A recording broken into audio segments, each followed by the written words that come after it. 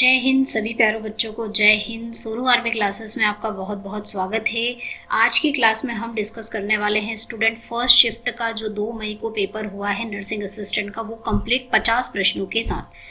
हाँ, हम एनालिसिस में थोड़े से लेट हो गए हैं और एनालिसिस में लेट होने का कारण है कि अभी मैं आउट ऑफ स्टेट हूँ और आउट ऑफ स्टूडियो हूँ। इस वजह से हमारी जो एनालिसिस है वो लेट हो चुकी है, लेकिन फिर भी स्टूडेंट्स के मैसेजेस मुझे आ रहे थे, कॉल आ रहे थे कि मैम आप एनालिसिस ज़रूर कीजिए पेपर की।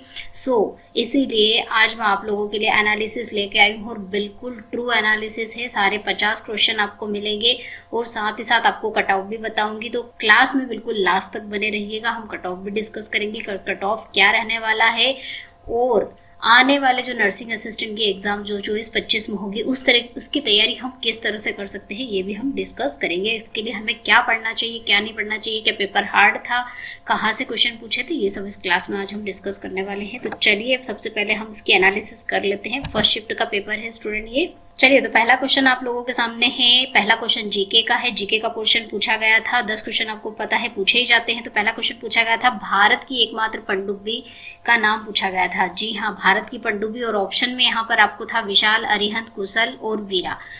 अगर आप लोगों को ऑप्शन कुछ गड़बड़ लगते हैं या फिर कुछ चेंज लगते हैं या फिर ये नहीं था या ये था, क्योंकि ये ऑनलाइन एग्जाम हुई और बच्चों को जितने क्वेश्चंस ऑप्शन याद रहे वो सब हमने बच्चों से लिए हैं, डाटा पूरा कलेक्ट किया है। और अगर आपको लगता है कि ये क्वेश्चन चेंज है, अलग तरह से पूछा गया था, ऑप्शन अलग है, तो आप कमेंट सेक्शन में जरूर लिख सकते हैं कि इसका क्या ऑप्शन और हो सकता है। चलिए, तो यहाँ पर क्वेश्चन जो है पनडुब्बी का सबमरीन का पूछा गया था। India's only submarine. तो स्टूडेंट, इंडिया की जो फर्स्ट न्यूक्लियर सबमरीन की अगर हम बात करें, न्यूक्लियर पनडुब्बी जो है वो क्या है, यहाँ पर ऑप्शन के अकॉर्डिंग अगर हम आंसर पे जाएंगे तो इसका आंसर करेक्ट क्या था, अरिहंत। जी हाँ, बिल्कुल। चलिए नेक्स्ट क्वेश्चन देख लेते हैं। जेमिनी द्वारा लॉन्च किया गया है। किसके द्वारा लॉन्च किया गया है? तो स्टूडेंट, ये क्वेश्चन मैं आपको क्लास में करवा चुकी हूँ। जिन बच्चों ने स्टार्टिंग से मेरी यूट्यूब क्लासेस ज्वाइन करी हैं या फिर एप्लीकेशन ज्वाइन करी है, जो बहुत सारे बच्चे कहते हैं कि कुछ नहीं आया पेपर में, लेकिन जिन्होंने बैच ज्वाइन करी है और बहुत अच्छे से पढ़ा है बैच को, मैक्सिमम क्वेश्चन हमारी बैच से आए हुए हैं। हाँ, ये मैं बोल सकती हूँ कि यूट्यूब से सारे नहीं आए हैं, क्योंकि जब भी यूट्यूब पर हम पढ़ाते थे कंसेप्ट के साथ, और मैं आपको हमेशा कहती हूँ कि कंसेप्ट के साथ पढ़ो। कंसेप्ट के साथ पढ़ने से आपका किस तरह का पेपर भी आता है आप सोल्व कर पाते हो। रटने से काम नहीं चलेगा। जी हाँ, अब रटने से बिल्कुल काम नहीं चलने वाला है स्टूडेंट, क्योंकि जो लेवल है एग्जाम का थोड़ा चेंज हो गया। अब रटे हुए क्वेश्चन बहुत कम पूछे जाते हैं, तो कंसेप्ट के साथ पढ़ना ही बहुत अच्छा होगा। चलिए, ये क्वेश्चन भी हम क्लास में कर चुके थे और मैंने इसका आंसर आपको बताया था कि जेमिनी जो है एक एआई टूल है।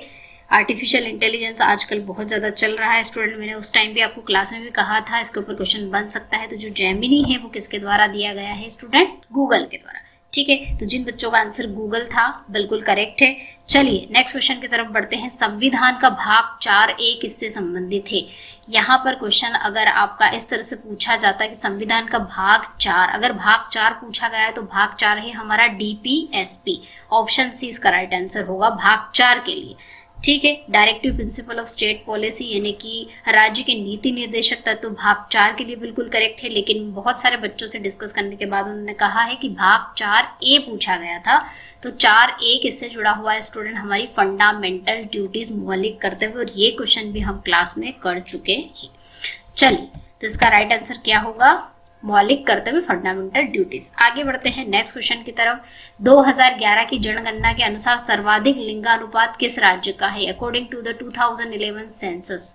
जनगणना के क्वेश्चंस भी हमने करे थे स्टूडेंट और जनगणना के क्वेश्चन आए हैं। यहाँ पर सबसे ज्यादा लिंगानुपात पूछा गया है। सेक्स रेशो सभी को पता होगा, फीमेल और मेल का रेशो। तो यहाँ पर सबसे ज्यादा सेक्स रेशो किसका है स्टूडेंट? क्या होगा इसका राइट आंसर? जिन बच्चों ने आंसर इसका टिक किया है, केरल बिल्कुल करेक्ट है। और हाँ, अगर क्वेश्चन स्मॉलेस्ट का पूछा गया होगा, यानी कि सबसे कम सेक्स रेशो किसका है, तो वो है हरियाणा का। ये भी ध्यान रखिएगा। चलिए आगे बढ़ते हैं नेक्स्ट क्वेश्चन की तरफ। हिमालय के पूर्व से निकलने वाली नदी कौन सी है? Which river is located in the site of eastern Himalaya? तो स्टूडेंट, यहाँ पर सतलुज। हमने पूरा नदी तंत्र कंप्लीटली पढ़ा है। अब देखिए, क्वेश्चन रटे हुए नहीं पूछे हैं, सारे कंसेप्ट के साथ पढ़े हैं। तो हमने नदी तंत्र पढ़ा है। हमने देखा सतलुज नॉर्थ डायरेक्शन में जाती है, उधर जम्मू की साइड में। सिंधु भी उधर ही बहती है। गंगा नदी हमारी बिल्कुल ईस्टर्न एरिया में यानी कि पूर्वी दिशा में नहीं आती है। तो ब्रह्मपुत्र नदी आप सभी को पता होगा कि कहाँ से एंटर होती है, अरुणाचल प्रदेश से दिहांग दिबांग के नाम से ये एंटर होती है स्टूडेंट। इसीलिए इसका राइट आंसर क्या होगा, ब्रह्मपुत्र नदी। ये बिल्कुल ईस्टर्न साइड से, हमारे इंडिया की ईस्टर्न साइड हो या हिमालय की ईस्टर्न साइड हो, वहां से बहती है। तो इसका करेक्ट आंसर जिन बच्चों ने ब्रह्मपुत्र लिखा है बिल्कुल करेक्ट है। चलिए आगे बढ़ते हैं। तेलुगु में जून जुलाई माह में कौन सा त्योहार मनाया जाता है? Which festival is celebrated in the month of June and July in Telugu? तो स्टूडेंट ये क्वेश्चन हमने बिल्कुल मजाक मजाक में डिस्कस किया था, उससे आप इसका आंसर बिल्कुल करेक्ट कर सकते हो। जैसे कि हमने गुड़ी पड़वा के टाइम पे सभी ने हैप्पी न्यू ईयर मुझे विश किया था, और किसी ने कहा था हैप्पी गुड़ी पड़वा, किसी ने कहा था मैम उगाड़ी, हैप्पी उगाड़ी। तो जो न्यू ईयर होता है, हिंदू नववर्ष होता है, वो तेलुगु में उगाड़ी के नाम से मनाया जाता है, जो कि आप सभी को पता है कि हमारी एग्जाम के पहले ही हो चुका है। तो यहाँ से भी आप दिमाग लगा सकते हो कि इसका आंसर उगाड़ी नहीं हो सकता। पोंगल मकर संक्रांति के टाइम पे मनाया जाता है। तो इसका राइट आंसर क्या होगा? जिन बच्चों ने बोनालू टिक किया है बिल्कुल करेक्ट है। चलिए नेक्स्ट क्वेश्चन है, 2008 में बुकर पुरस्कार से किसे सम्मानित किया गया था? Who was awarded the Booker Prize in 2008? वैसे इनकी जो बुक है, जिनको 2008 में बुकर प्राइज मिला है, हम अगर बुक्स पढ़ी हैं हमने तो आपने सुना ही होगा द व्हाइट टाइगर के जो राइटर हैं अरविंद अडिगा, उन्हें मिला था। तो इस तरह से क्वेश्चन घुमा के ये पूछा गया है। आपने अरविंद अडिगा बहुत बार पढ़ा है, इनकी बुक भी व्हाइट टाइगर पढ़ी है, लेकिन बुकर प्राइज मिला है। तो हम बुक्स और राइटर में आपको हमेशा कहती हूँ, हम वही पढ़ते हैं जिन्हें कुछ प्राइज मिला है, स्पेशल उन्हें प्राइज दिया गया है, वही बुक्स ज्यादातर एग्जाम में और राइटर्स पूछे जाते हैं। ये मैंने आपको कहा था, ठीक है। तो इस तरह से इसका आंसर क्या होगा, अरविंद अडिगा। चलिए 1857 की क्रांति में किसे फांसी दी गई थी? ये क्वेश्चन पूछा गया था, और कुछ बच्चों ने इस क्वेश्चन को इस तरह से भी बताया है कि बैरकपुर में अंग्रेज अधिकारी पर गोली चलाने वाले का क्या नाम था। तो आप देख सकते हैं, आप मुझे बता सकते हैं कि इसमें से कौन सा क्वेश्चन पूछा गया था। और फर्स्ट शिफ्ट के ये क्वेश्चन है, ध्यान रखिएगा। सेकंड शिफ्ट का इसमें क्वेश्चन नहीं है।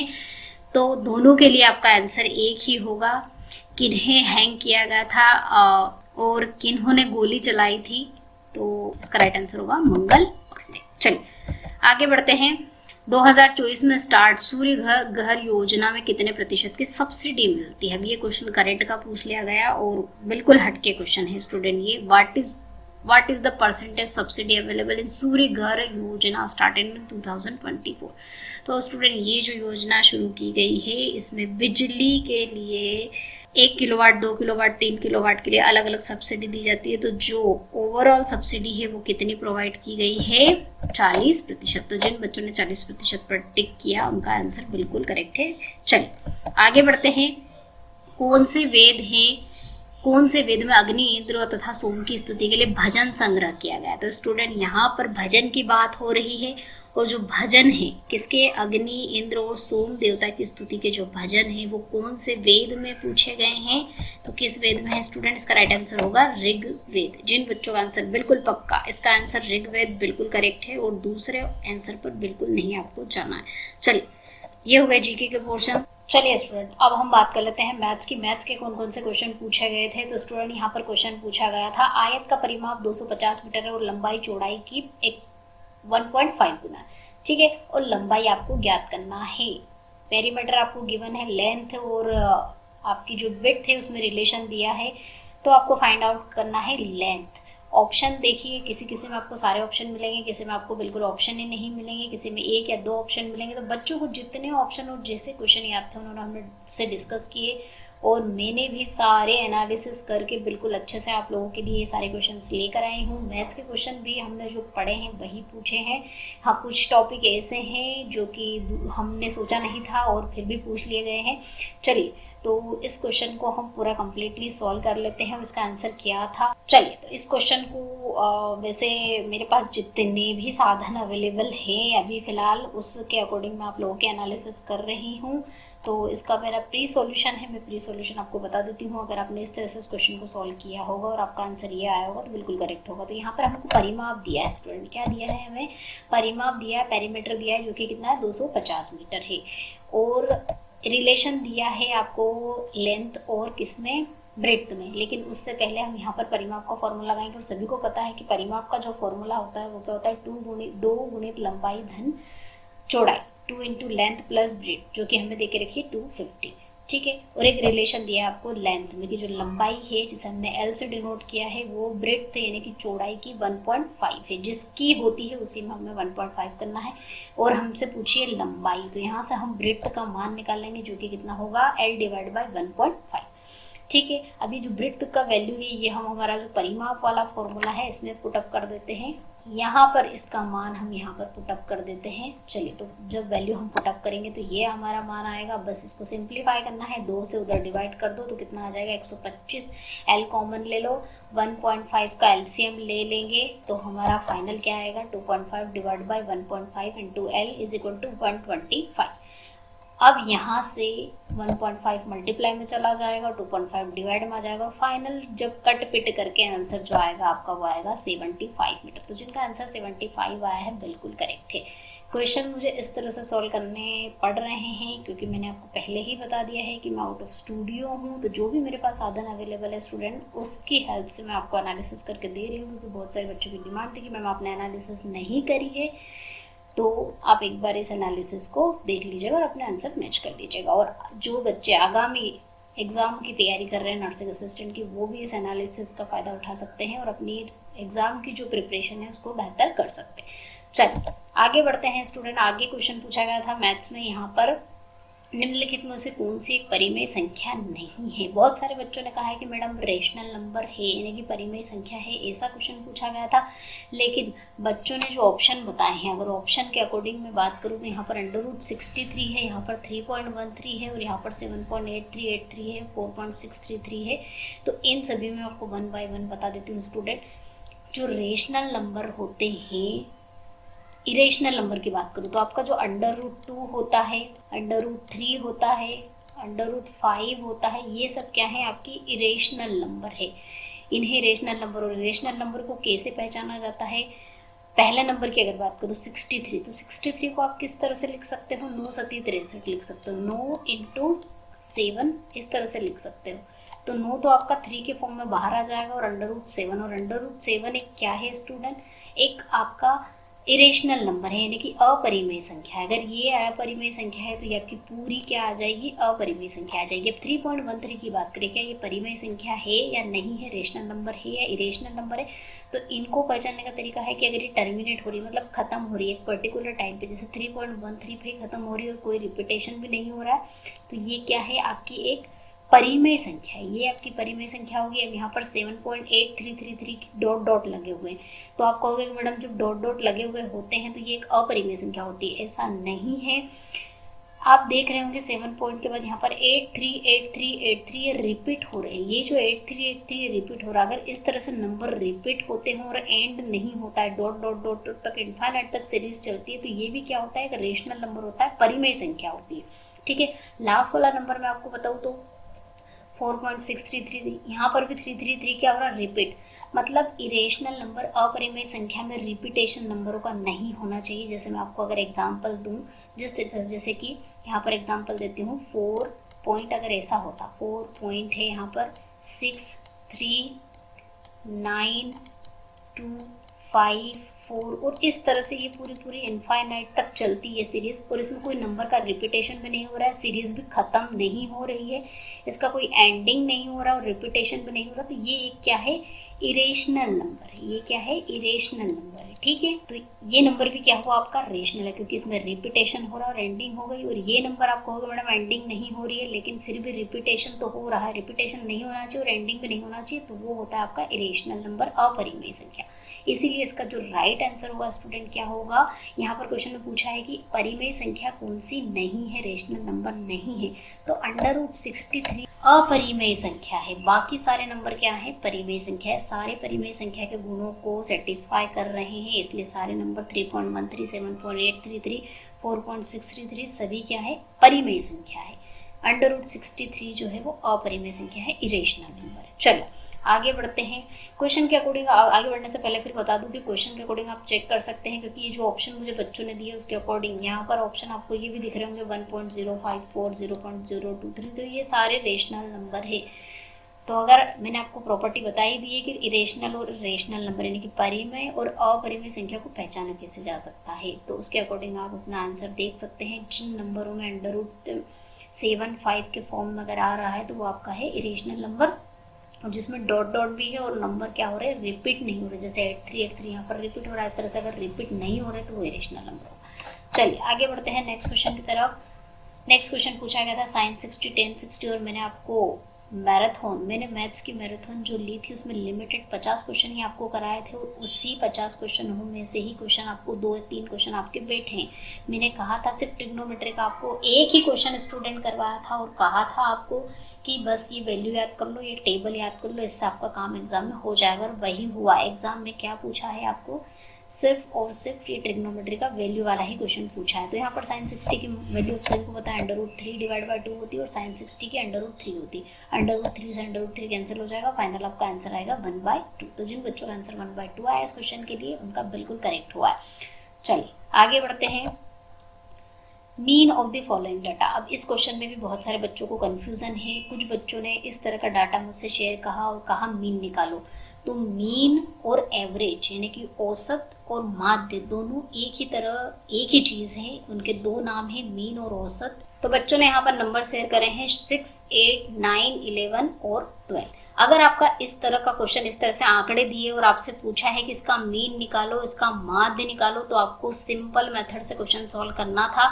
इन सारे नंबरों को जोड़ देना है। मान लो यहाँ पर ये 5 नंबर है, 1, 2, 3, 4 और 5 नंबर, 5 नंबरों को जोड़ देना और 5 से भाग देना, तो आपका मीन निकल जाएगा, जिस तरह से हम एवरेज निकालते हैं। तो चलिए इन सारे नंबरों को मैंने जोड़ दिया, और जोड़ने के बाद 5 से भाग देने पर 9.6 इसका आंसर है। अगर इस तरह का आपका क्वेश्चन होगा तो उसका आंसर पक्का 9.6 होगा।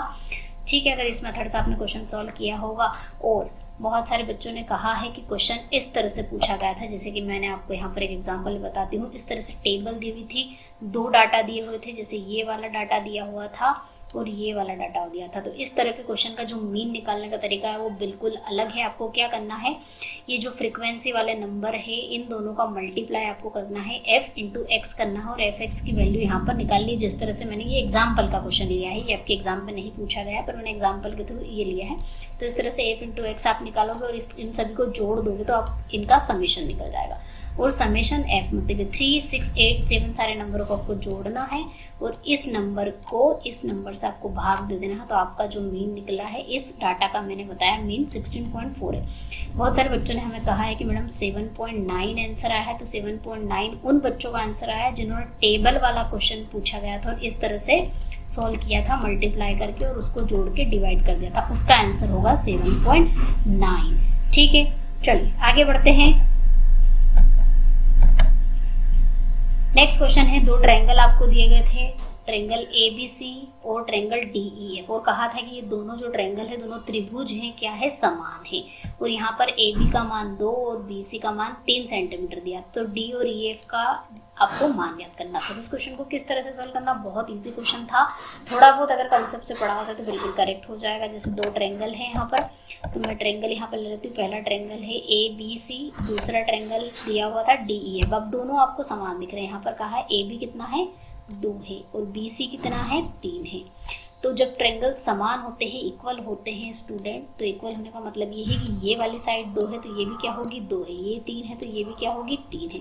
और यहाँ पर पूछा है D और EF का रेशो, तो D यहाँ पर कितना है, 3 है, D यहाँ पर कितना है, 2 है, और डिवाइड में EF 3 है। तो इसका आंसर क्या होगा, 2/3। इक्वल ट्रायंगल की सारी प्रॉपर्टी इक्वल होती है, उनकी साइड इक्वल होती है, एंगल इक्वल होते हैं। ठीक है, चलिए, तो उसका आंसर क्या हुआ, 2/3। चलिए नेक्स्ट क्वेश्चन पूछा गया था फिजिक्स का स्टूडेंट। फिजिक्स का क्वेश्चन यहाँ पर पूछा गया था कि कौन सा नियम विशिष्ट ऊष्मा का वर्णन करता है, which law describe specific heat.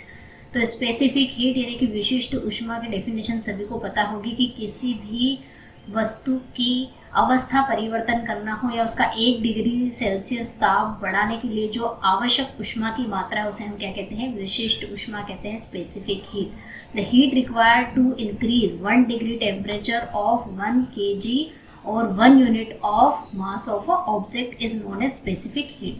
तो ये जो स्पेसिफिक हीट की डेफिनेशन है ये कौन फॉलो करता है। तो स्टूडेंट ऑप्शन तो बच्चों को सारे याद नहीं थे, लेकिन इसमें से जो 2 ऑप्शन बच्चों ने बताए हैं, पहला है सरलेन की गुप्त ऊष्मा का नियम that means law of latent heat of fusion, law of heat of perfusion. इस तरह से ऑप्शन हो सकता है इसमें, वेपोराइजेशन का law of latent heat of vaporisation, वाष्पन की गुप्त ऊष्मा का नियम भी हो सकता है यहाँ पर। तो ये जो नियम है ये इनमें से कौन सा नियम फॉलो करता है? लेटेंट हीट ऑफ फ्यूजन, संलयन की गुप्त ऊष्मा। संलयन की गुप्त ऊष्मा की डेफिनेशन अगर हम देखते हैं तो किसी भी वस्तु को ठोस से द्रव अवस्था में परिवर्तित करने के लिए जितनी ऊष्मा की मात्रा की जरूरत होती है, रिक्वायरमेंट होती है, उसे हम क्या कहते हैं? संलयन की गुप्त ऊष्मा। तो इस तरह से स्पेसिफिक हीट को कौन डिफाइन करता है properly? Law of latent heat. दोनों की डेफिनेशन लगभग मिलती जुलती है, दोनों एक तरह से, दोनों को हीट की रिक्वायरमेंट होती है, इसलिए इसका राइट आंसर क्या होगा स्टूडेंट? संलयन की गुप्त ऊष्मा का नियम, that means law of latent heat of fusion. तो जिन बच्चों ने इसका आंसर ये टिक किया होगा बिल्कुल करेक्ट है। चलिए नेक्स्ट क्वेश्चन जो पूछा गया था फिजिक्स का, चुंबक का क्वेश्चन पूछा गया था स्टूडेंट कि चुंबक के लिए कौन सा कथन असत्य है? रॉन्ग स्टेटमेंट, फॉल्स स्टेटमेंट पूछा गया था। मैग्नेट के लिए सारे ऑप्शन बच्चों को पता नहीं है, एक ही ऑप्शन उसमें बच्चों को पता था जो इसका राइट आंसर था, और वो भी था स्टूडेंट कि जो मैग्नेट है, मैग्नेट के जो समान सिरे होते हैं, जैसे कि north north, south south, Uttar Uttar, दक्षिण दक्षिण, समान सिरों को आपने प्रैक्टिकल भी देखा होगा कि अगर एक जैसे सिरों को आप चुंबक के पास में लेकर आते हो तो वो दूर हट जाती है, दैट मीन्स प्रतिकर्षित होती है, रिपल होती है। और यहाँ पर स्टेटमेंट दिया था एग्जाम में, there is a attraction between like ends. Attraction नहीं, रिपल्शन होता है, दैट मीन्स प्रतिकर्षण होता है, आकर्षण सिर्फ अपोजिट, नॉर्थ साउथ या फिर साउथ नॉर्थ के बीच में ही आकर्षण होता है, उल्टे सिरों के बीच। तो ये स्टेटमेंट असत्य था। चलो आगे बढ़ते हैं नेक्स्ट क्वेश्चन की तरफ। क्वेश्चन पूछा गया था कि 1 किलोग्राम द्रव्यमान वाली वस्तु को 10 मीटर ऊंचाई तक ले जाने में 50 सेकेंड लगते हैं, तो शक्ति क्या करो? तो यहाँ पर आपसे पावर पूछी थी, न्यूमेरिकल तो हमने नहीं किया, लेकिन फॉर्मूले मैंने आपको पहले भी कहा था कि जब भी फिजिक्स की कुछ भी क्वेश्चन कराती थी मैं, जैसे काइनेटिक एनर्जी हो गया, गतिज ऊर्जा से भी मैंने कहा था फॉर्मूला याद कर लीजिएगा, न्यूमेरिकल पूछे जाते हैं। तो थोड़ा कंसेप्ट, वैसे भी पेपर इस बार कंसेप्चुअली हुआ है, जिन्होंने कंसेप्ट के साथ पढ़ा है, जिनको कंसेप्ट लगाना आते हैं, फॉर्मूले लगाना आते हैं, वही अच्छा स्कोर, उन्हीं बच्चों का अच्छा स्कोर हुआ है पेपर में। तो यहाँ पर इस क्वेश्चन को कैसे करना है सभी को पता है, शक्ति, पावर का फॉर्मूला तो याद किया ही होगा, जो कि क्या होता है आपका P बराबर W डिवाइड बाई T। यहाँ पर P आपकी पावर है स्टूडेंट, ये आपकी पावर है, ये आपका कार्य है W, और T क्या है? समय। अब यहाँ पर इन्होंने क्वेश्चन में क्या क्या दिया है? द्रव्यमान आपको दिया है 1 किलोग्राम का, क्या है? ये द्रव्यमान है, और यहाँ पर ऊंचाई देके रखी हो, टाइम देके रखा। तो टाइम तो हमारे पास है 50 सेकंड का, लेकिन हमारे पास कार्य नहीं है। तो आप सभी को पता होगा, कार्य का फॉर्मूला भी आपने पढ़ा होगा, बल गुणित विस्थापन। और बल का फॉर्मूला भी आप लगा सकते हो। यहाँ पर जो जो इन्होंने क्वेश्चन में चीजें दे के रखी है आपको, जैसे कि द्रव्यमान दे रखा, तो यहाँ पर इसीलिए हमें डायरेक्ट पावर का जो फॉर्मूला उसमें वर्क का मान, कार्य का मान नहीं दिया है, तो कार्य का फॉर्मूला लगा के हमें बल का मान रख के वैल्यू निकालनी थी। तो बल का फॉर्मूला होता है क्या? ma। तो a यहाँ पर वस्तु को ऊपर ले जाया जा रहा है, इसीलिए g काम करेगा, a की जगह पर यहाँ पर g काम करेगा। g का मान सभी को पता है 9.8 होता है, लेकिन हम राउंड ऑफ करके 10 लेते हैं, और m का मान 1 किलोग्राम दिया है वो रख दिया हमने। और यहाँ पर विस्थापन कितनी दूरी तक ले गए? 10 मीटर की ऊंचाई, तो वो 10 रख दिया। वो टाइम आपको 50 सेकंड दे के रखा है, सब SI यूनिट में, इसलिए कन्वर्जन करने की जरूरत नहीं है। इसको सॉल्व करेंगे तो मान कितना आएगा? तो शक्ति का मान कितना है? 2 वॉट। क्वेश्चन बहुत इजी था, लेकिन अगर आपने अच्छे से पढ़ा होगा तो आप इसका आंसर कर पाएंगे। चलिए आगे बढ़ते हैं नेक्स्ट क्वेश्चन की तरफ। 1 किलोग्राम द्रव्यमान की वस्तु को 2 सेकंड तक 5 न्यूटन का बल कार्य करता है, यदि वस्तु विराम अवस्था में है तो अंतिम वेग बताइए। तो अंतिम वेग आपको ज्ञात करना है, तो वेग आप कैसे ज्ञात कर सकते हो स्टूडेंट? जो चीजें आपको दे के रखी है पहले उसको देखो। आपको द्रव्यमान दे के रखा है, टाइम दे के रखा और बल, तो बल दिया है तो बल का फॉर्मूला आपको लगाना पड़ेगा स्टूडेंट। तो बल का फॉर्मूला सभी को पता है, ma मैंने भी बताया। और a क्या होता है? a क्या है? त्वरण है, एक्सेलरेशन। और एक्सेलरेशन क्या होता है? चेंज इन वेलोसिटी, मतलब final velocity minus initial velocity divide by time, ये आपका एक्सेलरेशन होता है। ठीक है, तो यहाँ पर इन्होंने कहा कि वस्तु विराम अवस्था में तो इनिशियल जो वेग है, शुरुआत का वेग है, विराम अवस्था में थी, तो वो क्या हो जाएगा आपका 0। और v का मान, फाइनल वेग, अंतिम वेग आपको बताना है। डिवाइड बाय 2 और 1 क्या है आपका एम किलोग्राम में दे रखा है द्रव्यमान, जो कि हमने यहाँ पर वैल्यू रख दी और इसको सॉल्व करेंगे तो और अंतिम वेग यहाँ से निकाल सकते हो आप। ये 5 आपको बल का मान दिया है तो यहाँ पर अंतिम वेग का मान कितना आएगा, इसको मल्टीप्लाई करोगे तो 10 मीटर पर सेकेंड। तो जिन बच्चों का आंसर 10 आया था एग्जाम में बिल्कुल करेक्ट है। चलिए आगे बढ़ते हैं। नेक्स्ट क्वेश्चन है which state matter density increases by applying pressure. अब इन्होंने कहा है कि पदार्थ की किस अवस्था में दबाव डालने से घनत्व बढ़ता है।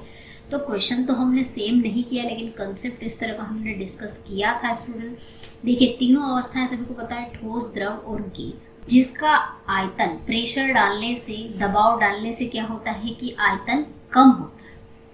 आयतन अगर कम होगा तो उसका क्या होगा, घनत्व बढ़ेगा, क्योंकि आयतन और घनत्व एक दूसरे के इनवर्सली प्रोपोर्शनल होते हैं, अपोजिट होते हैं, है ना। वॉल्यूम कम होगा तो घनत्व बढ़ेगा और वॉल्यूम बढ़ेगा तो घनत्व कम होगा। तो यहाँ पर कहा है किसकी डेंसिटी बढ़ेगी, तो तीनों अवस्थाओं में से किसका आयतन कम होता है प्रेशर डालने पर सबसे ज्यादा।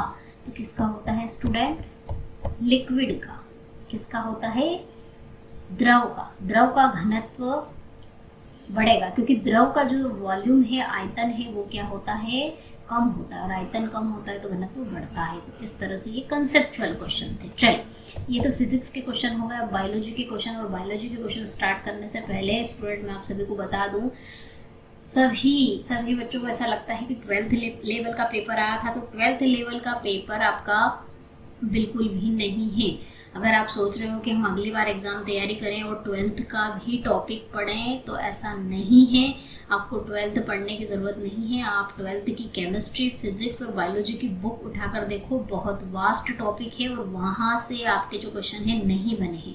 आपको पढ़ना कैसे है, आपको स्टूडेंट क्या करना है, आपके जो भी सिलेबस में टॉपिक दिए हुए हैं उनको सिर्फ आपको डिटेल में कंसेप्ट के साथ पढ़ना है। हाँ ये है कि अगर वो टॉपिक आपका 12th 11th में है तो थोड़ा सा उसको, उस टॉपिक को पूरी 12th और पूरी 11th आपको पढ़ने की ज़रूरत नहीं है। आपके जो सिलेबस का टॉपिक है उसको आप 11th और 12th लेवल पर पढ़ सकते हैं।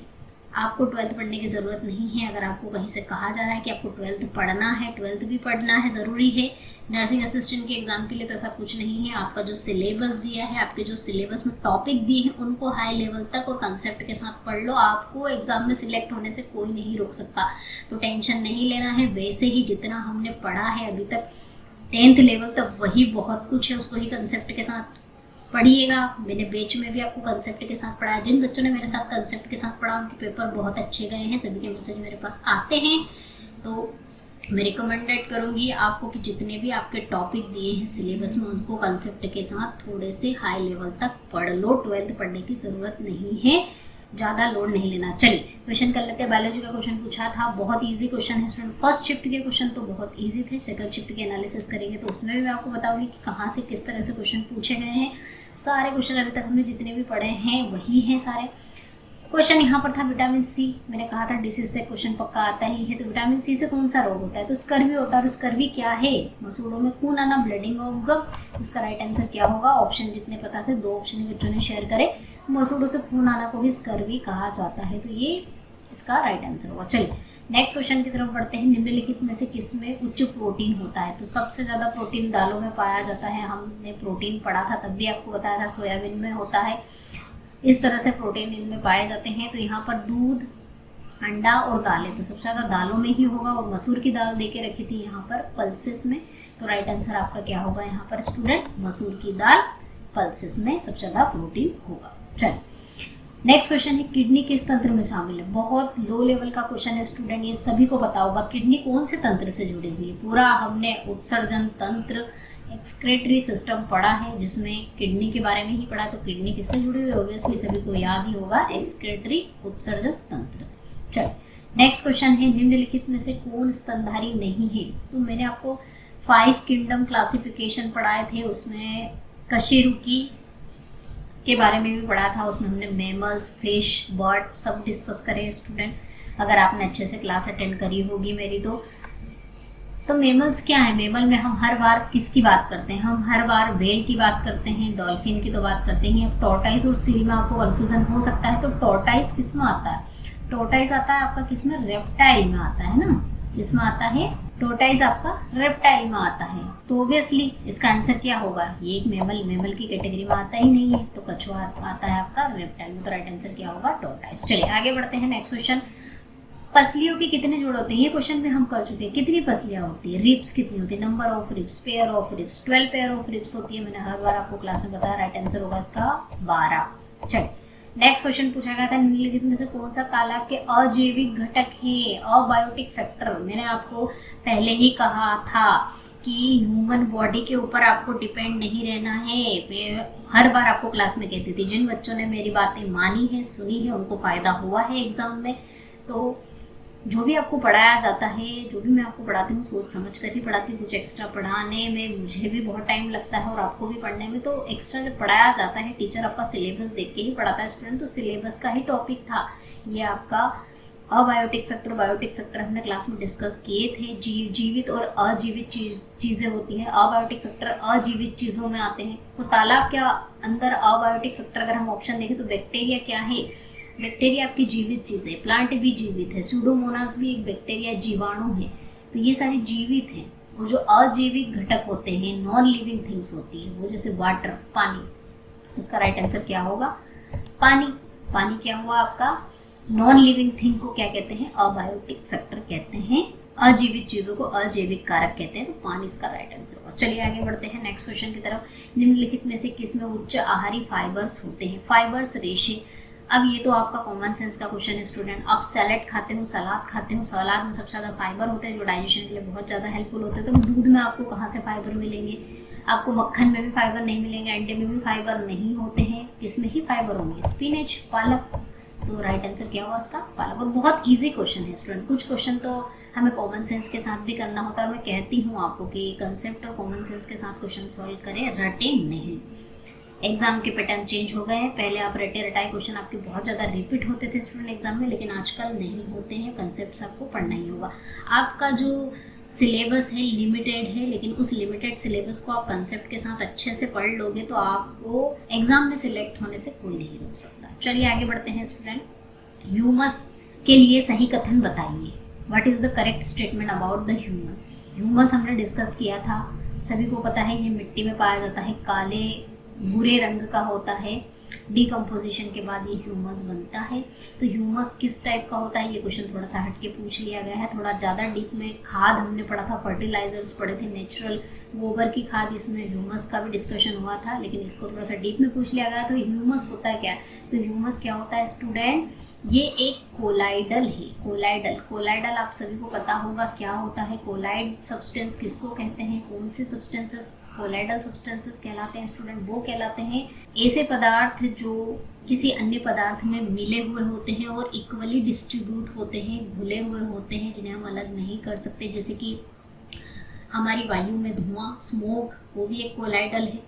वायु के जो कण हैं, वायु में तैरते हुए जो धूल के पार्टिकल्स हैं, वो भी कोलाइडल सब्सटेंस की कैटेगरी में आते हैं। तो इस तरह से जो इक्वली डिस्ट्रीब्यूट होते हैं, पूरी तरह से फैले हुए होते हैं किसी दूसरे पदार्थ के अंदर, उन्हें हम कोलाइडल सब्सटेंस कहते हैं। तो ह्यूमस क्या होता है, ह्यूमस मिट्टी के अंदर इक्वली डिस्ट्रीब्यूट है, अच्छे से फैला हुआ है, बिखरा हुआ है, तो इस सब्सटेंस को हम क्या कहेंगे, ये कोलाइडल होता है। देखिए ये हल्का पदार्थ नहीं है, क्रिस्टली तो बिल्कुल नहीं है। क्रिस्टली तो पदार्थ वो होते हैं जो सॉलिड होते हैं, सॉलिड। अब ये सॉलिड नहीं है ना, तो ये सॉलिड की कैटेगरी में आता है। क्रिस्टली जैसे कि हम सोडियम NaCl की बात करें, नमक हमारा क्रिस्टली होता है, इसका विघटन बहुत जल्दी होता है। ये डीकम्पोजिशन इसका नहीं होता है, डीकम्पोजिशन होने के बाद ही ये बनता है। तो इसके लिए बिल्कुल परफेक्ट आंसर क्या है, इसकी डेफिनेशन में लिखा हुआ है कि ये क्या है, कोलाइडल सब्सटेंस है, ये कोलाइडल पदार्थ है। चलिए आगे बढ़ते हैं। वनों की कटाई के परिणाम क्या होते हैं, डिफोरेस्टेशन। आप वनों की कटाई से आप ऑप्शन देख सकते हो यहाँ पर। मिट्टी का कटाव कम हो जाता है क्या, मिट्टी का कटाव तो और बढ़ जाता है। सॉइल इरिशन इंक्रीज हो जाता है वन काटने से, क्योंकि वन हट जाते हैं तो मिट्टी बह जाती है, कटाव होता है। प्रकाश संश्लेषण बढ़ता है, क्या पौधे कम हो जाएंगे तो प्रकाश संश्लेषण तो कम हो जाएगा, डिक्रीज हो जाएगा photosynthesis because of reduction of the plant. जल स्तर बढ़ता है क्या, इंक्रीज होता है। वाटर लेवल बिल्कुल नहीं। जमीन का जो वाटर लेवल है, जो पौधे होते हैं, वन होते हैं, वन की जो पौधों की जड़ें होती हैं, पानी को होल्ड करके रखती है, पकड़ के रखती है। अब वन काट दोगे, पेड़ कट जाएंगे तो वाटर जो लेवल है वो ऊपर आने के बजाय नीचे चला जाएगा, तो डिक्रीज हो जाता है। तो जो भूमि का, हमारी मिट्टी का जो जल स्तर है वो कमी हो जाती है। तो इसका राइट आंसर क्या होगा स्टूडेंट? जल के स्तर में कमी। चलो नेक्स्ट क्वेश्चन पूछा गया था, ऊर्जा का नवीनीकरणीय स्रोत, रीन्यूएबल सोर्स ऑफ एनर्जी। ये भी हमने डिस्कस किया है। जिन बच्चों ने अच्छे से पढ़ाई करी है ना, उनके लिए पेपर बहुत इजी रहा, 40+ उनके मार्क्स गए हैं। बहुत सारे बच्चों ने मैसेज भी किया कि मैम हमारा 40+ है। तो कंसेप्ट के साथ पढ़ने वाले बच्चों को कोई नहीं रोक सकता, उनके 40+ ही हुए हैं। जिनके 30+ भी हुए हैं उन्हें भी निराश होने की ज़रूरत नहीं, क्योंकि कट ऑफ डाउन ही जाने वाला है, इतना हाई नहीं जाएगा, क्योंकि एवरेज 30+ वाले स्टूडेंट मेंटली फिजिकल के लिए आप प्रिपेयर हो सकते हो। चलिए, रीन्यूएबल सोर्स ऑफ एनर्जी, तो ऑप्शन बच्चों को याद नहीं है, लेकिन उसमें से एक ही ऑप्शन था सूर्य ऊर्जा, सनलाइट, सौर ऊर्जा। ये रीन्यूएबल है, ये कभी खत्म नहीं होती। रीन्यूएबल नवीनीकरणीय स्रोत वो होते हैं जो कभी खत्म नहीं होते, जो प्रोड्यूस होते रहते हैं। चलिए नेक्स्ट क्वेश्चन आपका पूछा गया था, मिलान करने के लिए, मैच करने के लिए भी क्वेश्चन मेरे पास अधूरा है स्टूडेंट। यहाँ पर मानव, कॉकरोच, मछली और बैक्टीरिया दिया था, इसके साथ किसकी मैचिंग उन्होंने पूछी, क्वेश्चन मेरे पास इनकम्प्लीट है। अगर आप ये वीडियो देख रहे हो और इस क्वेश्चन का आपको पूरी तरह से क्वेश्चन ये आपको आता है, तो आप मुझे कमेंट सेक्शन में इस क्वेश्चन को कंप्लीट करके दे सकते हैं। एक्सॉन डेंड्राइट किससे संबंधित है? तो हमने पूरा नर्वस सिस्टम पढ़ा है, जिसमें मैंने आपको पूरा जो नर्व सेल्स है वो बताई थी अच्छे से। तो एक्सॉन डेंड्राइट ये सब किसके पार्ट है स्टूडेंट? हमारी जो नर्व सेल्स है, तंत्रिका कोशिका के भाग है। तंत्रिका तंत्र में ये हम पढ़ चुके हैं, तो ये क्वेश्चन भी बहुत ईजी था। चलिए, रसोई का कचरा नहीं है, अब ये बिल्कुल कॉमन सेंस वाला क्वेश्चन है। रसोई का कचरा इसमें से कौन सा नहीं है? कागज भी रसोई से निकल सकता है, चाय की पत्ती भी निकलती है, अंडे के छिलके भी निकलते हैं। अब सिरिंज जो है ये आपका डॉक्टरों का कचरा निकलता है, हॉस्पिटल का कचरा है, ना कि रसोई का है, ना कि किचन का है। ये क्या है? आपके हॉस्पिटल वेस्ट है। सिरिंज जो सुई लगाने के बाद जो सुइयां बचती है उसे सिरिंज कहा जाता है। तो सिरिंज क्या है? रसोई का कचरा नहीं है। तो इसका राइट आंसर क्या हुआ स्टूडेंट? सिरिंज। चलिए आगे बढ़ते हैं। नील हरित शैवाल का दूसरा नाम, ये भी हमने बहुत बार क्लास में पढ़ा है। नील हरित शैवाल, ब्लू ग्रीन बैक्टीरिया किसे कहते हैं? साइनोबैक्टीरिया को किसे कहा जाता है? साइनोबैक्टीरिया का दूसरा नाम। चलिए, पशुपालन एकाएक प्रकार नहीं है। पशुपालन जो है, एनिमल हस्बेंड्री भी मैं आपको बता चुकी हूँ, हमने अच्छे से डिटेल में पढ़ा है। जिन्होंने ह्यूमन बॉडी भी ही पढ़ा और दूसरे सब्जेक्ट छोड़ दिए कि इसके क्वेश्चन तो एग्जाम में आते ही नहीं है, उनसे ये क्वेश्चन नहीं बने होंगे। बाकी जिन्होंने सब कुछ पढ़ा है सिलेबस के अकॉर्डिंग, उन्होंने इस क्वेश्चन को बहुत अच्छे से सोल्व किया होगा। तो एनिमल हस्बेंड्री में जितने भी एनिमल्स होते हैं, जानवर होते हैं, जो इंसान जो ह्यूमन है अपने बेनिफिट के लिए, अपने फायदे के लिए पालता है, उसे एनिमल हस्बेंड्री कहते हैं। तो हम किस किस को पालते हैं? मुर्गियाँ पाली जाती है, शीप पाली जाती हैं, गोट पाली जाती है, काऊ पाली जाती है, फिश का हम पालन करते हैं। तो बच्चों ने ऑप्शन बताया था, इसमें एक ऑप्शन था हॉर्टिकल्चर। तो हॉर्टिकल्चर सभी को पता होगा बागवानी से जुड़ा हुआ है, ना कि आपकी एनिमल हस्बेंड्री से। एनिमल हस्बेंड्री में कौन कौन से टॉपिक आते हैं वो मैं आपको बता देती हूँ। दूध उत्पादन, dairy farming, poultry farm, fish farming, bee farming, sericulture, pisciculture, ये सब किसके अंतर्गत आते हैं स्टूडेंट? आपके एनिमल हस्बेंड्री के अंतर्गत। ये हम कर चुके हैं। चलिए आगे बढ़ते हैं। नेक्स्ट क्वेश्चन केमिस्ट्री का पूछा गया था, ऑक्सीकरण में। मैंने ये आपको मैराथन में भी क्वेश्चन करवाए हैं और ऑक्सीडेशन रिडक्शन पढ़ाया था मैंने, उसमें भी कराया है। ऑक्सीकरण की डेफिनेशन मैंने सारी बताई थी, जिसमें मैंने आपको ये भी बताया था कि ऑक्सीकरण अवस्था का बढ़ना भी क्या कहलाता है? ऑक्सीकरण कहलाता है। Oxidation, increase in oxidation state is known as oxidation. ये भी ऑक्सीडेशन की एक डेफिनेशन है स्टूडेंट। तो राइट आंसर क्या होगा? इसमें ऑक्सीकरण अवस्था बढ़ती है, वो मैंने आपको बताया भी था कि 2 से 3 हो जाएगी, 3 से 4 हो जाएगी। जैसे कि +2 है, +2 से +4 हो गई, तो यहाँ पर क्या हुई? ऑक्सीकरण अवस्था किसी भी तत्व की बढ़ गई है। तो बढ़ना क्या कहलाता है? ऑक्सीकरण कहलाता है। तो उसका राइट आंसर क्या होगा? बढ़ती है। चलिए नेक्स्ट क्वेश्चन पूछा गया था, कार्बन और किस यौगिक से स्टेनलेस स्टील का निर्माण होता है? तो मैंने आपको जब ओर्स पढ़ाए थे, अयस्क पढ़ाए थे, तो मैंने आपको कहा था कि स्टेनलेस स्टील या फिर स्टील का नाम अगर आता है आप लोगों के सामने, तो ये ध्यान रखना कि इसमें कार्बन और लोहा बिल्कुल फिक्स होता है। इसके अलावा क्रोमियम, वेनेडियम, निकल, ये सब उसमें मजबूती के लिए मिलाए जाते हैं। लेकिन स्टेनलेस स्टील का नाम आता है तो कार्बन और आयरन तो फिक्स होता ही। तो ये आपके और का क्वेश्चन है, ठीक है। जो अलॉयज हमने पढ़े थे उसका क्वेश्चन है। तो कार्बन के अलावा उसमें कौन सा कंपोनेंट एक फिक्स होता है? क्या फिक्स होता है? आयरन फिक्स होता है, लोहा फिक्स होता है, ठीक है। इजी क्वेश्चन है ये भी। चलिए, the property of catenation is predominant in. श्रृंखलन बहुत इजी क्वेश्चन है। जब हमने कार्बन पढ़ा था तो कार्बन में हमने क्वेश्चन भी किया था कि श्रृंखला का गुण सबसे ज्यादा किसमें पाया जाता है, श्रृंखला कौन बनाता है, चेन बनाने का कार्बन के पास। कार्बन की इस तरह से बहुत सारी चेन हमने हाइड्रोकार्बन में भी देखी है। तो चेन का गुण जो है, श्रृंखलन का गुण है स्टूडेंट, वो किसमें पाया जाता है, कार्बन में पाया जाता है। चलिए नेक्स्ट क्वेश्चन आपका पूछा गया था प्रक्रिया का नाम। ये थोड़ा सा डीप में क्वेश्चन पूछ लिया गया है और थोड़ा सा अच्छी लेवल का क्वेश्चन है। मैंने आपको हमेशा कहती हूँ कि आपके एग्जाम में 2 से 3 क्वेश्चन आपको ऐसे मिलेंगे, आपको ऐसा लगेगा कि हमने कभी नहीं पढ़े और आते ही हैं वो। उसमें से एक क्वेश्चन ये भी आप समझ सकते हो, कोयला का सिनगैस में चेंज। कोयले से गैस बनाना, कोयले से क्या बनती है, सिनगैस बनती है। हम देख चुके हैं सिनगैस क्या होती है, कोल गैस बनती है। ये सब गैस बनने की जो प्रोसेस होती है उसका नाम पूछ लिया गया था स्टूडेंट, जिसे हम क्या कहते हैं, कोल गैसिफिकेशन, कोयला गैसीकरण इसे कहा जाता है। चलिए नेक्स्ट क्वेश्चन पूछा गया था निम्नलिखित में से कौन सा रासायनिक परिवर्तन नहीं है। मैं आपको हर बार कहती हूँ केमिकल फिजिकल चेंज का क्वेश्चन फेवरेट है इंडियन आर्मी का, जो कि पूछा जाता है और पक्का आया भी। और उसमें मैंने कहा भी था, मैराथन में भी कहा था कि मोमबत्ती वाला क्वेश्चन तो उनका बहुत फेवरेट क्वेश्चन है। अब यहाँ पर मोमबत्ती का क्वेश्चन तो नहीं पूछा, लेकिन मोमबत्ती ऑप्शन में जरूर दी है। तो लोहे पर जंग लगना क्या है, रस्टिंग ऑफ आयरन। केमिकल है भोजन का पकाना भी केमिकल। मोम का पिघलना, मैंने कहा था मोमबत्ती का जलना केमिकल होता है, मोमबत्ती का पिघलना क्या होता है, फिजिकल होता है। Melting of wax is physical but burning of candle is chemical change. तो इसका राइट आंसर क्या होगा स्टूडेंट, मोम का पिघलना। ठीक है, आगे क्वेश्चन पूछा गया था CO2 वायु से कितनी गुना है, how many times CO2 of air. ये क्वेश्चन अच्छा पूछा गया था, अच्छे लेवल का। तो जो कार्बन डाइऑक्साइड है वो हवा की कितनी गुना होती है स्टूडेंट, 1.5 टाइम्स होती है, हेवी होती है।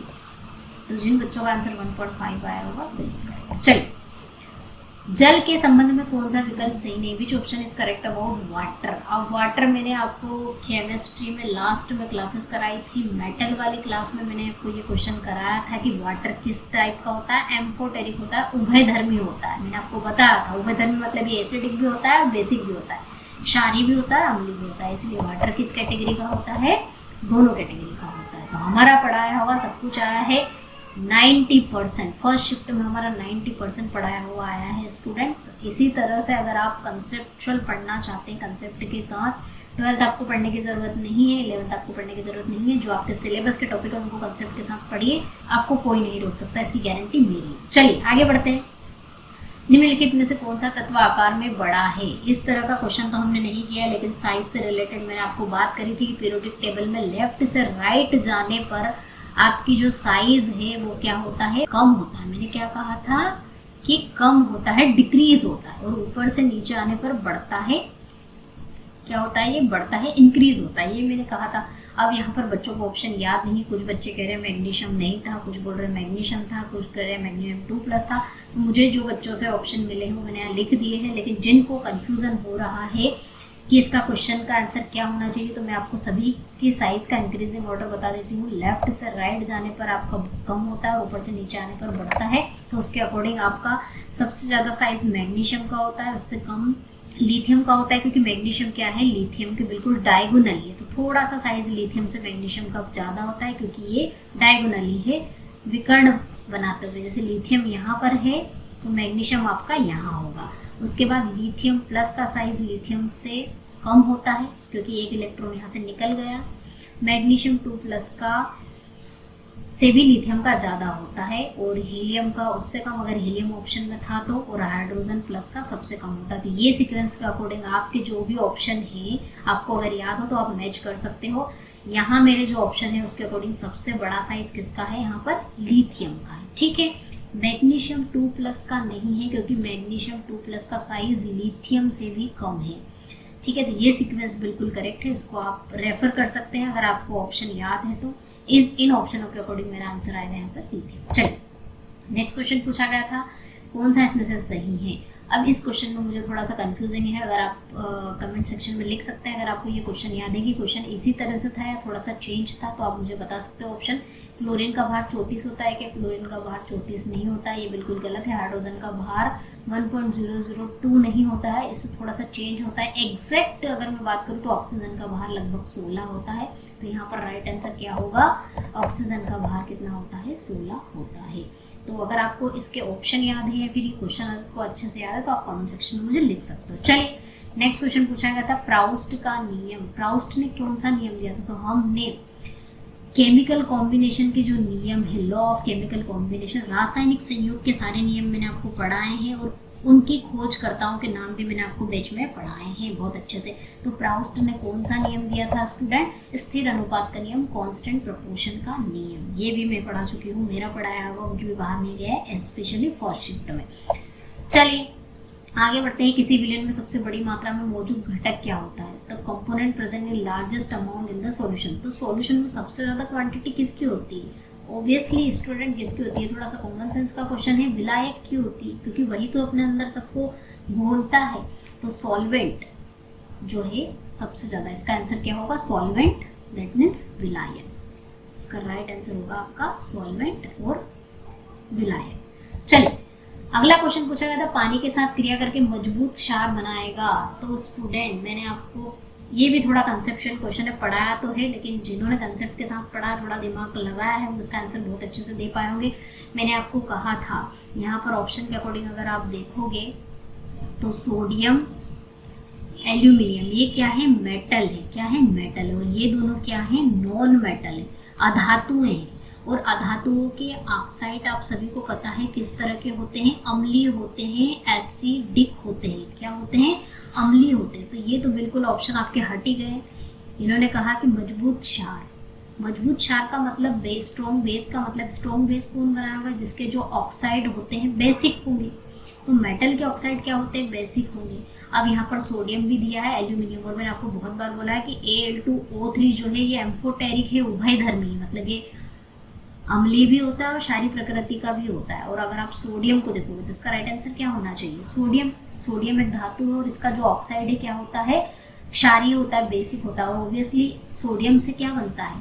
सोडियम से बनता है स्टूडेंट NaOH, जो कि सबसे मजबूत क्षार की कैटेगरी में आता है। मेरी पेन की राइटिंग बहुत गंदी आ रही है क्योंकि मेरे पास अभी स्टूडियो में मैं नहीं हूँ, मैं आउट ऑफ स्टूडियो हूँ। तो मेरे पास जो भी साधन अवेलेबल है उससे मैंने आपकी एनालिसिस कर दी है, ताकि आप जो बच्चे मुझसे जुड़े हुए हैं, जिनको मुझसे उम्मीद है कि मैडम एनालिसिस करेंगी, वो अपनी एनालिसिस चेकआउट कर सकते हैं। चलिए तो इसका राइट आंसर क्या होगा?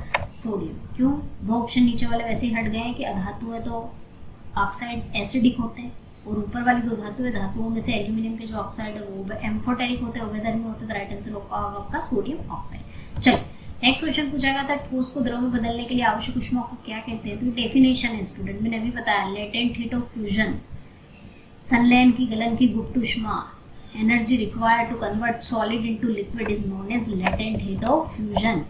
क्या कहते हैं? संलयन की गुप्त ऊष्मा इसे कहा जाता है, उसकी डेफिनेशन है ये, ठीक है।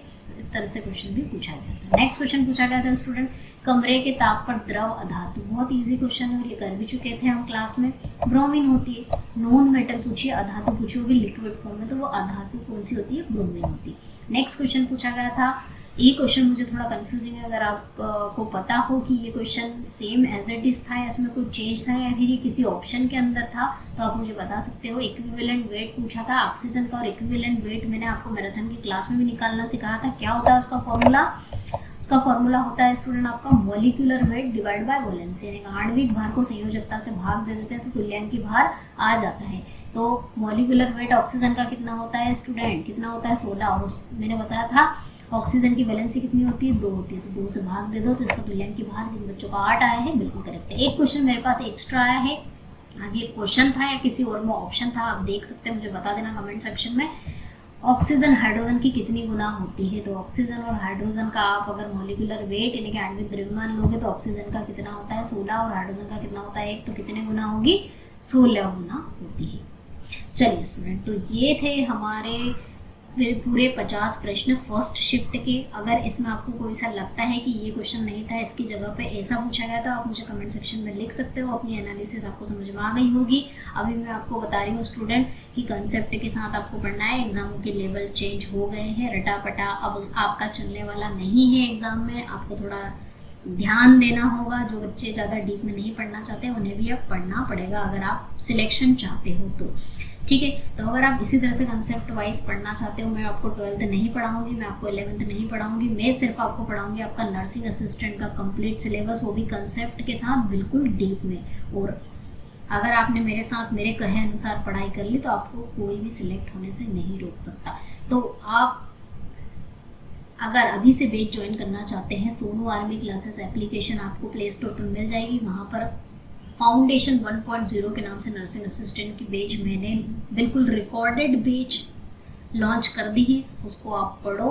और जुलाई के महीने में आपकी बिल्कुल लाइव बोर्ड पर क्लास स्टार्ट हो जाएगी। स्टूडेंट बिल्कुल प्रॉपर क्लास आपकी चलेगी, तो उस क्लास को आप पढ़ लोगे, इसके बाद आपका बिल्कुल बहुत अच्छे से रिवीजन हो जाएगा। तो दो बार आपकी तैयारी हो जाएगी। और अभी से आप तैयारी करोगे तो आपका सिलेबस बहुत वास्ट है, आप सिलेबस देख ही सकते हैं। एप्लीकेशन पर विजिट करके भी सिलेबस देख लेना, पूरा आपको साल भर प्रिपेयर होने में लग जाएगा। तो आप एक बार ज़रूर विजिट कर लेना अगर आप ज्वाइन करना चाहते हो। अदरवाइज आप यूट्यूब पर भी मेरे साथ बने रह सकते हो। स्टूडेंट नेक्स्ट शिफ्ट जो है सेकंड शिफ्ट का एनालिसिस लेकर मैं नेक्स्ट क्लास में आऊँगी। तब तक के लिए सभी बच्चों को जय हिंद, जय भारत, वंदे मातरम।